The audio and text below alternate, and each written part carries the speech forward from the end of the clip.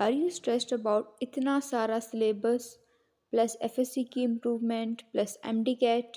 मैं स्टार्ट कहाँ से करूँ? एफएससी से स्टार्ट करूँ या एमडी कैट की प्रिपरेशन पहले करूँ? और मैं चाहती हूँ कि मेरी 2 to 3 रिविजन्स हो जाए एमडी कैट की, बट आई डोंट नो कि कैसे पॉसिबल है। तो अगर आपकी यही सारे इश्यूज़ हैं तो definitely this video is for you. अस्सलाम वालेकुम and welcome to my channel Nausheen medico. तो एज यू नो कि I got 173 out of 200 marks in my MDCAT in first attempt, but due to FSC मेरे 992 marks थे। FSc में federal board, आपको पता है मार्क्स बहुत कम आते हैं फेडरल बोर्ड में, तो इसकी वजह से मैं 0.2% की वजह से मैं रह गई एमबीबीएस से, और बीटीएस में मैंने करना नहीं था, तो that is why I am also repeating.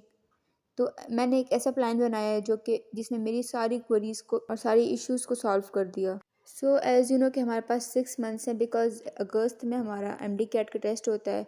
तो हमारे पास जस्ट 6 मंथ्स है, और इन 6 मंथ्स के अंदर हमने अपनी सारी प्रिपरेशन करनी है, एफएससी की इम्प्रूवमेंट भी करनी है और एमडी कैट को भी इम्प्रूव करना है। और जुलाई का मंथ तो आप निकाल दें, बिकॉज जुलाई में जस्ट आप एक एमसीक्यूज़ की प्रैक्टिस करते रहते हैं और साथ में थोड़ी बहुत रिविजन्स करते रहते हैं। तो जुलाई में तो हमने नहीं करना, तो हमारे पास रह गए रिमेनिंग 5 मंथ्स। तो इन 5 मंथ्स में मैंने स्टार्ट की अपनी प्रिपरेशन फ्रॉम फेब।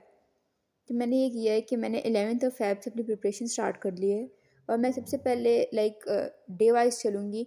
तो मैं एक दिन में बायो करूँगी, नेक्स्ट डे मैं फिज़िक्स एंड उसके नेक्स्ट डे मैं केमिस्ट्री करूँगी। फिर यही रेगुलर रिपीट होगा कि bio physics chemistry. And Sunday को मैं कुछ नहीं करती, संडे मेरा फ्री होता है। तो मैंने ये सोचा है, बिकॉज़ देखें, अगर हम यूँ करते हैं कि हम पहले बायो को एक हफ़्ता लेके चलें, तो इससे हमारी कोई प्रोडक्टिविटी नहीं होती। हम आज का काम कल पे, कल का काम परसों पे ही हम छोड़ते रहते हैं। तो इसकी वजह से हमें काफ़ी सारे इश्यूज़ का फिर सामना करना पड़ता है। तो मैंने क्या करना है कि मैंने लाइक अगर मैंने एक दिन बायो पढ़नी है, तो मैंने बायो में पहला चैप्टर से मैंने स्टार्ट किया, तो मैंने चैप्टर नंबर 1 पढ़ना है, ठीक है। और अगर आसान चैप्टर है तो फिर मैं 2 चैप्टर्स लेके चल रही हूँ, बिकॉज पढ़ा हुआ है पहले एमडी कैट, तो इसलिए। तो चैप्टर नंबर 1 अगर मैं कर रही हूँ, तो मैं साथ में चैप्टर नंबर 1 को मैं अपनी केपीके की बुक से भी पढ़ूँगी, मैं अपनी फेडरल की बुक से भी पढ़ूँगी, और साथ में किप्स की बुक से भी पढ़ूँगी।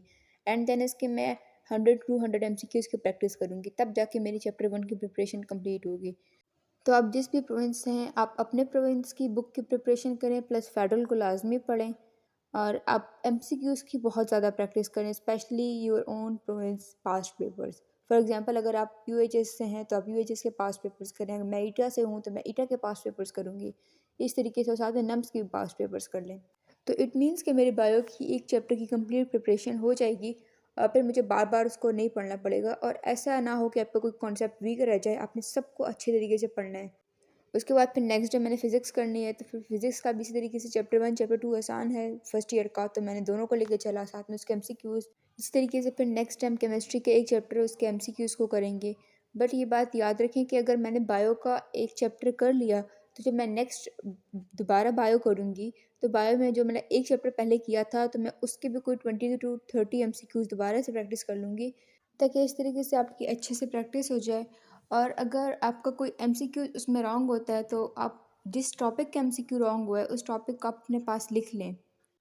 सिमिलरली केमिस्ट्री के साथ भी आपने यही करना है कि आपने एक चैप्टर की प्रिपरेशन कर लेनी है, और फिर जब दोबारा केमिस्ट्री की टर्न आएगी, जब आप सेकंड चैप्टर की प्रिपरेशन कर रहे होगे, तो आप फर्स्ट चैप्टर जो है उसके कुछ एमसीक्यूज प्रैक्टिस कर लें। और अगर आपके फिर से कोई एमसीक्यू की कोई मिस्टेक होती है, या आपका कोई टॉपिक जो है वो वीक होता है, तो आप उसको भी अपने पास लिख लें, सारे टॉपिक्स अपने पास लिख लें। सिमिलरली आप फिज़िक्स के साथ भी ऐसे ही करें।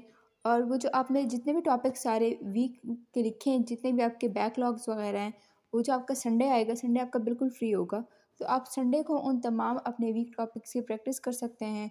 और इस तरीके से आपका पूरा 1 वीक प्लान जो होगा वो कंप्लीट भी हो जाएगा, और आपका कोई बैकलॉग वगैरह या फिर कोई वीक टॉपिक वगैरह बिल्कुल भी नहीं बचेगा। और जो भी आपने 1 वीक में पढ़ा होगा वो आपको रिटेन भी रह पाएगा।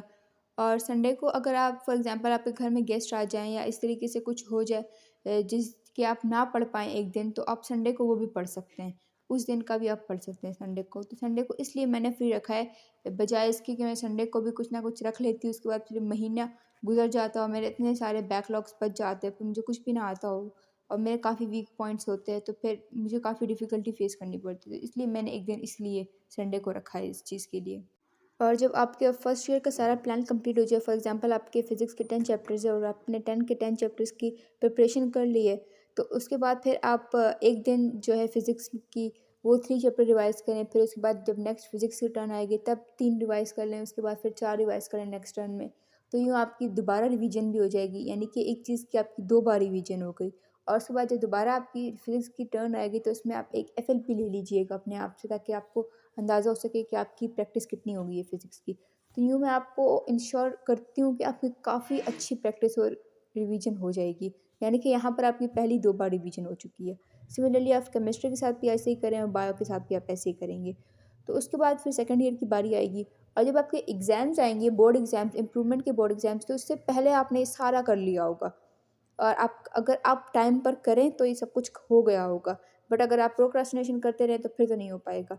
तो यूँ आपकी 2-2 टाइम रिवीजन भी हो चुकी होगी और फिर जब आपके इम्प्रूवमेंट के एग्ज़ाम्स आएँगे तो यू नो कि थोड़ा डिफरेंस होता है एमडीकैट और एफएससी में। तो आप एफएससी की तरह आप फिर उनकी थोड़ी बहुत प्रैक्टिस कर लेना, आप 2 वीक्स तो आपके पास होंगे ही।